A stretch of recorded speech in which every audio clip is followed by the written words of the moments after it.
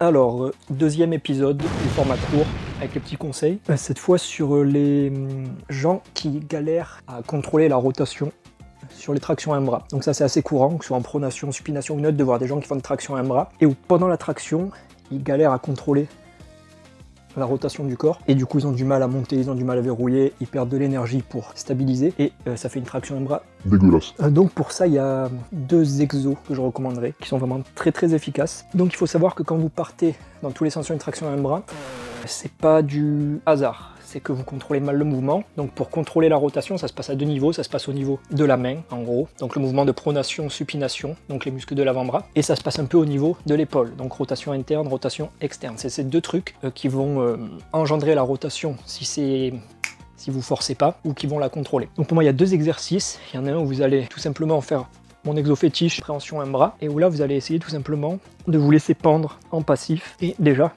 ne pas tourner dans tous les sens, pas partir comme ça. Et une fois que c'est maîtrisé, rajouter un peu de mouvement.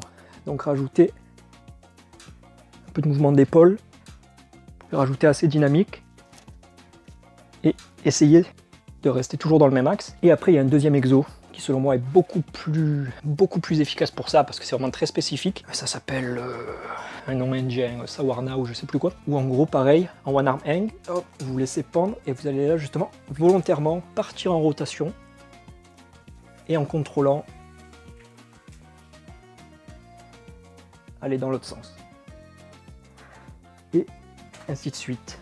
Et ça, du coup, ce que ça va faire, c'est que ça va vous faire comprendre comment faire volontairement la contraction. Et du coup, une fois que vous savez faire un mouvement, vous savez comment ne pas le faire, ou comment le stopper, comment le contrôler. Donc voilà, en apprenant à faire la rotation par vous-même, en apprenant à la contrôler, vraiment, hop, je vais aller dans un sens, je bloque dans l'autre sens. Et bien forcément, vous aurez beaucoup plus de contrôle sur votre traction à un bras, moins de perte énergétique, et c'est tout. Donc voilà, forcément, si vous êtes un débutant absolu, peut-être pas partir direct trop sur du one arm hang active, tout ça. Il faut quand même avoir un minimum de conditionnement d'épaule, un minimum de grip, mais si vous êtes un peu plus intermédiaire et que, en théorie, si vous bossez la traction à un bras, dans tous les cas, vous n'êtes pas débutant. Mais voilà, les deux meilleurs exos pour apprendre à gérer la rotation de manière très efficace, et c'est tout.